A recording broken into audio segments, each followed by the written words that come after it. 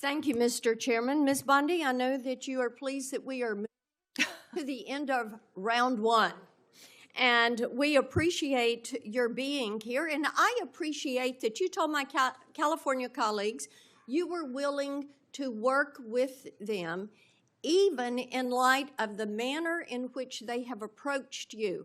Now, one thing I think we need to have everybody understand that is watching this hearing today and everyone sitting in here, what we have witnessed over the last 4 years with a weaponized DOJ. My colleagues have talked about this, and the American people know this. They know what was carried out against President Trump and his administration, and in November, they voted to see an end to 2 tiers of justice, 2 tiers of treatment, 2 tiers of access, because they have absolutely had it with the lies, with the accusations, and with the attacks that have come against so many people who were just seeking to live their lives.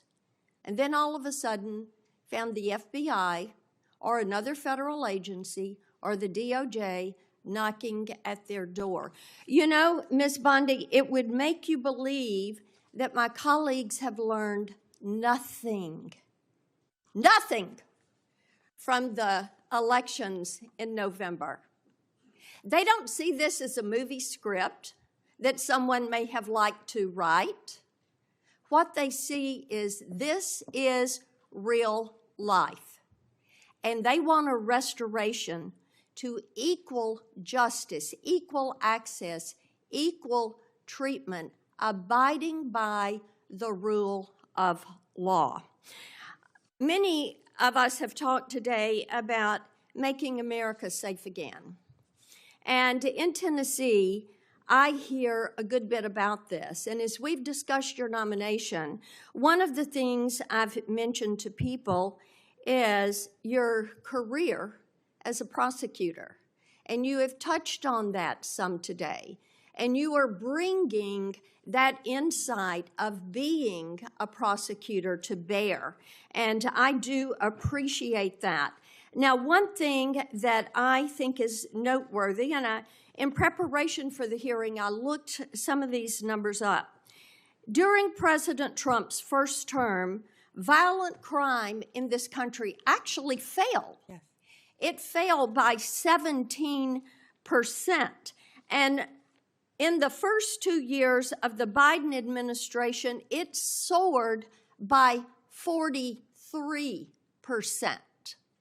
This is crime that is taking place in all of our communities. We've seen a rise, whether it's California or Tennessee. We have seen a rise. So I want you to talk to Tennesseans, to Californians, to all Americans about what you're going to do to get this crime rate down in this country.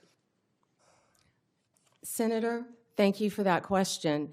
And despite the questions from Senator Schiff, I look forward to working with you and the state of California to do everything we can to fight violent crime in California. And you know as well as I, that crime is only going to go through the roof now after these forest fires. You're going to have looting. You're going to have price gouging. You're going to have so many things that I have dealt with in the state of Florida, and I am committed to working with California just as much as I am committed to working with you, Senator Kennedy, in the tragedy that just took place in Louisiana, given all the human beings that were murdered in your state. And we have the Super Bowl coming up in less than 3 weeks now, I believe, Senator. I've been a little busy. But we've got to ensure, if I'm confirmed, that everyone in this country is safe.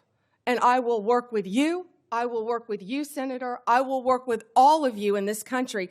For everything that Senator Blackburn said, we have got to reduce violent crime, and we have got to restore integrity to our law enforcement officers. Donald Trump, we keep saying he won this election by 77.3 million votes and 312 electoral votes. Look at the map of California, Senator Schiff. It's bright red, the popular vote, for a reason. People want law and order. They want to be safe so they can go to take their children to school, so they can go to church, Senator Hawley. People want safe streets. Of course we care about our economy and what's happening in this world, but if we're not safe, none of that works. We have got to come together. We have got to work together to make America safe again, and that, in turn, will make America great again, and I don't know where that phrase has become a bad word, because I think that's a great one. Making America great again. Let me move on with you to something else that's about law and order, and that is Section 1507. Because making certain that our justices are protected is important, and we also, with our judges, Section 1507 makes illegal any protest outside of a judge's residence if the intent is to influence the judge's decision-making. And we have heard about the protest outside of justices' homes where they were shouting loud and clear things like, and I'm quoting some of that, "If you take away our choices, we will riot," end quote. Another one, "No privacy for us, no peace for you," end quote. In other words, if the justices did not vote to uphold Roe and Casey, the protesters would continue to harass them. Despite this clear violation of the law, Merrick Garland did not bring a single charge, not one single charge, under Section 1507. Will you commit to faithfully enforcing Section 1507 as Attorney General? I will faithfully enforce that law and all laws that I am asked to review. And Senator, I watched that on TV and it horrified me, the protesters outside their houses.